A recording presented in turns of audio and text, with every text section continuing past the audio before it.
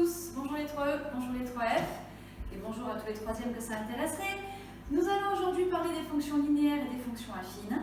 Je vais tout simplement faire dérouler le cours que je vous ai envoyé sur École Directe, et vous vérifierez si ce que vous avez écrit est juste ou non. Et puis, comme d'habitude, je vous explique des petites choses en plus pour que vous puissiez bien comprendre. Vous connaissez déjà les généralités sur les fonctions, le vocabulaire, les notations, ce qu'est un tableau de valeur, ce qu'est un graphique.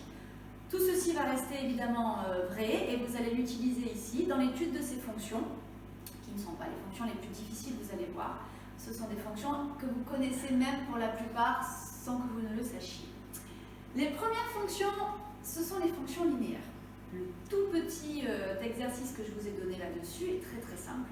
On a une salle de cinéma qui propose un tarif unique de 8 € la séance, d'accord? Et donc, on regarde le montant que l'on va payer selon le nombre de séances auxquelles on a assisté. Bon. Si on appelle X le nombre de séances auxquelles on a assisté, on paiera en tout 8 fois X, le nombre de séances que l'on a vues. D'accord? Si je suis allée une fois au cinéma, je vais payer 8 €. Si je ne suis pas allée au cinéma du tout, ben je paierai 0 €. Si je suis allée 4 fois au cinéma, 4 fois 8, 32, et 10 fois 80, bien évidemment. Donc ici, on a une situation de proportionnalité, bien sûr. C'est un tableau de proportionnalité. On pourrait faire apparaître la petite bulle ici avec écrit x8, comme quand vous étiez plus petit. Sauf qu'aujourd'hui, au lieu d'écrire les choses de cette façon, on va écrire f de x égale 8x, 8 fois x, tout simplement. D'accord? Donc ce tableau de valeur qui est ici va nous permettre de construire la courbe représentative de cette fonction. D'accord? Vous pouviez utiliser le tableau de valeur qui était juste au-dessus. Nous avons ici un repère orthonormé. J'ai choisi 1 cm pour 1 en abscisse et j'ai choisi 1 cm pour 8 en ordonnée puisque nous avons des multiples de 8, c'était le plus simple pour représenter la droite ici. Vous le savez depuis longtemps, lorsqu'on a une situation de proportionnalité, on obtient des points qui sont alignés avec l'origine du repère. On retrouve évidemment ceci lorsqu'on place les points. Quand on va 0 fois au cinéma, on paye 0 €, donc évidemment, on a un premier point ici. Une fois au cinéma, on paye 8 €, on a un deuxième point. On aurait pu s'arrêter là. J'en ai mis un troisième, et vous pourriez en mettre d'autres encore. De toute façon, quoi qu'il arrive, tous les points que l'on va placer dans le repère vont être alignés. Donc pour 4 séances de cinéma, on paye 32 €, etc. On obtient une droite qui passe par l'origine du repère. Ça, vous le connaissez depuis très longtemps, d'accord? Ce n'est rien d'autre que écrire sous forme de fonction les situations de proportionnalité que vous connaissez depuis longtemps. Voilà. On vous donne donc ensuite la définition de ces fonctions linéaires.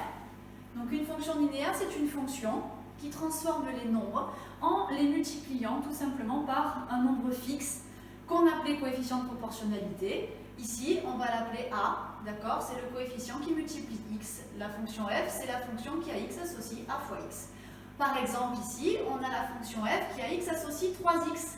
Qu'est-ce que cela signifie? Ça veut dire que cette fonction, elle transforme les nombres en les multipliant par 3, tout simplement. Pour tout nombre donné au départ, le nombre à l'arrivée, l'image donc, va être le triple du nombre de départ, de l'antécédent. Donc si on prend f de 4 par exemple ici, cela signifie qu'on avait le nombre 4 au départ. Comment est-il transformé? On multiplie 4 par 3 et donc on obtient ici que l'image de 4 par la fonction f, c'est 12. L'image de moins 3, de la même façon, c'est 3 fois moins 3, moins 9, etc., etc. Là, ici, il y avait une recherche d'antécédents. On avait un nombre dont l'image est égale à moins 12. On cherche donc le nombre dont le triple est égal à moins 12. Eh bien, c'est moins 4 ici, bien sûr, puisque 3 fois moins 4 est égal à moins 12. Vous avez donc ici la mise en écriture sous forme de fonction d'une situation de proportionnalité. Voilà. Je vous ai mis ici un exemple de tableau de valeur. La fonction que vous avez là, c'est celle qui est ici, c'est le même exemple.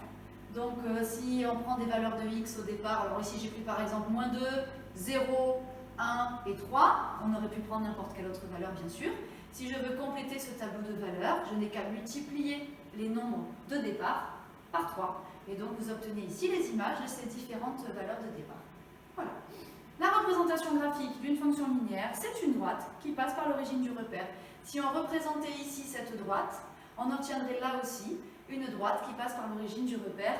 On fera des exercices dans lesquels vous construirez les droites représentatives de ces fonctions linéaires.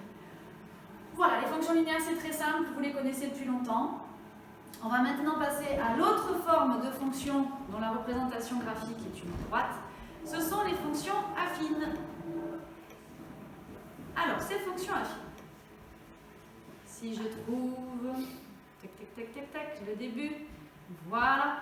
Alors, cette fois-ci, l'activité que je vous proposais était très simple. C'est à nouveau une salle de cinéma, mais qui propose cette fois-ci un abonnement. Donc, si on paye une carte à l'année, elle coûte 20 € cette carte. On paye ensuite la séance de cinéma moins chère, on ne la paye plus que 5 €. La carte d'abonnement est prise une fois pour toutes dans l'année. Ce tarif-là, il est annuel. Puis, selon le nombre de fois où on est allé au cinéma, on paiera 5 € par séance. On a pris un exemple ici, on vous dit qu'Héloïse est allée 18 fois au cinéma cette année. Comment est-ce qu'elle calcule la dépense totale que cela a engendré? Eh bien, elle est allée 18 fois au cinéma à 5 € la séance, donc on fait 18 fois 5. Et puis on rajoute 20, et tout ceci donne 110 €. Donc, pour 18 séances de cinéma, elle a payé 110 € en tout cette année-là. Je vous proposais ensuite de remplir le tableau de valeur qui était en dessous. Si je suis allée une fois au cinéma, alors si je ne vais qu'une fois au cinéma cette année-là, j'ai payé ma carte d'abonnement 20 €, et la séance unique de cinéma que je suis allée voir, 5 €, donc ça fait 20 plus 5, 25. Si je vais au cinéma 5 fois cette année-là, toujours avec le même système d'abonnement, je paye une fois ma carte à 20 €, puis je paye 5 séances à 5 €, c'est-à-dire 25 €, je rajoute 20 et 25, ça me fait 45.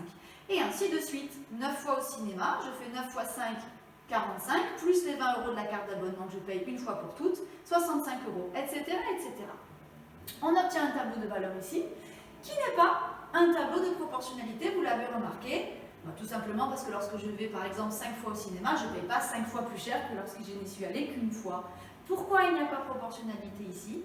Tout simplement parce qu'il y a ces 20 € d'abonnement qui sont fixes, qui sont annuels et qui font que nous n'avons pas une situation de proportionnalité. On va regarder ce que cela va donner pour la définition et pour la représentation graphique. Donc ici, il n'y avait pas de coefficient de proportionnalité. Si on désigne par X le nombre de séances auxquelles on a assisté, on va donc, pour exprimer la dépense totale cette année-là, on paye 5 € par séance, donc 5 fois X, et on rajoute les 20 € de la carte d'abonnement. Donc finalement, on a 5X plus 20, qui est l'expression de la dépense cette année-là pour un spectateur. Ça, c'est l'expression d'une fonction qu'on appelle affine. C'est-à-dire que l'on a ici une dépense qui est fixe par rapport au prix de la séance, mais on rajoute ici une valeur constante qui ne dépend pas du nombre de séances auxquelles on a assisté. Vous allez voir que la fonction affine ressemble à la fonction linéaire en bien des points, mais il y a quand même une petite différence, on va voir. Qu'est-ce que c'est qu'une fonction affine? C'est donc une fonction qui va avoir une formule de la forme ax plus b, c'est-à-dire pour n'importe quel nombre que l'on a au départ, on va prendre ce nombre, le multiplier par un nombre fixe, ici c'était 5, et rajouter b ici qui ne dépend pas de x, qui est une constante. Si on prend par exemple ici la fonction moins 3x plus 1, cela signifie que on transforme les nombres de départ grâce à cette formule, et de cette façon-là, le nombre x est multiplié par moins 3, puis on rajoute 1, tout simplement. Alors ici, vous avez par exemple l'image de 2, on fait moins 3 fois 2, donc on remplace x par 2, donc ça fait moins 3 fois 2, c'est-à-dire moins 6, plus 1, et donc le résultat c'était moins 5. f de 0, qu'est-ce que c'est? f de 0, on va remplacer x par 0, moins 3 fois 0, ça fait 0, plus 1, ça fera 1. f de moins 4, qu'est-ce que c'est? Alors on prend moins 4 ici à la place de x, moins 4 fois moins 3, ça fait plus 12, et plus 1, ça faisait donc 13 pour le résultat. Je ne vous avais pas mis ici de recherche d'antécédent, on en fera aussi bien sûr. Vous verrez que lorsqu'on recherche un antécédent par rapport à une fonction affine, cela amène à résoudre une petite équation. On en a fait beaucoup ces derniers temps, donc ça ne vous posera absolument aucun problème. Comment fait-on pour tracer ici la représentation graphique de ces fonctions affines? Eh bien, comme toute fonction, on va prendre ici des nombres de départ, calculer leurs images et placer les points dans le repère. Et vous allez voir que ces fonctions affines ont évidemment ça de commun avec les fonctions linéaires, que leur représentation graphique est une droite. Mais cette représentation graphique qui est une droite, elle n'a pas exactement les mêmes caractéristiques que la fonction linéaire, puisque vous allez le voir sur les différents exemples que nous ferons. Les points vont être alignés certes, mais ils ne vont pas passer par l'origine, tout simplement parce que l'image de 0 n'est pas égale à 0. Vous avez ici par exemple la fonction f de x égale 2x moins 1, c'est elle que j'ai représentée ici, et que je vous avais demandé de représenter aussi. Je prends par exemple, si x vaut 0, je calcule son image, 2 fois 0, 0, moins 1, ça fait moins 1. Donc ça veut dire ici que l'image de 0 par la fonction f, c'est moins 1. Donc j'obtiens un premier point A ici, qui a pour coordonnées 0 et moins 1, et qui est un point de la droite. Si je prends par exemple ensuite x égale 1, je calcule son image.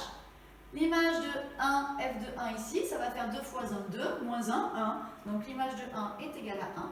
Je place mon point B ici, qui a pour coordonnées 1, 1, et lui aussi, il appartient à la droite. Et je peux maintenant tracer cette droite. J'aurais pu prendre comme ça beaucoup d'exemples encore, beaucoup de points. Cela n'aurait rien apporté de plus en réalité, puisque la représentation graphique est une droite. Vous n'avez qu'à choisir 2 points seulement, à les placer dans le repère et à tracer. Je vais vous montrer ensuite le lien qu'il y a entre une fonction affine et une fonction linéaire, comment reconnaître les différents éléments de ces fonctions sur un graphique. Donc vous voyez que ces deux fonctions sont des fonctions comme les autres, vous les connaissez très bien, vous connaissez la façon dont on peut les exprimer, fonction linéaire, fonction affine. Vous savez maintenant quelle est la formule pour chacune de ces deux fonctions. Et ensuite, vous appliquez ce que vous avez déjà appliqué pour les autres fonctions, les tableaux de valeurs, les graphiques, placez les points dans le repère. Ce que vous devez évidemment retenir, c'est que ces graphiques, ce sont des droites et que donc vous pouvez très facilement tracer les représentations graphiques, puisque pour la fonction linéaire, il vous suffit de placer un seul point finalement, puisque si on revient à ce qu'on a fait tout à l'heure, la fonction linéaire, elle va passer par l'origine du repère, ça on le sait. Ils ne sont pas dans l'ordre des pages, voilà. Donc on sait qu'une fonction linéaire, elle va passer par 0, 0. Donc il suffit de placer un autre point, celui-ci ou celui-là ou encore un autre, et on n'a plus qu'à relier. Et pour la fonction affine, on a besoin de 2 points. On prend 2 points de départ, deux antécédents, on calcule leurs images et on place les points. Ce que je voulais vous montrer aussi par rapport à ces graphiques, c'est la chose suivante.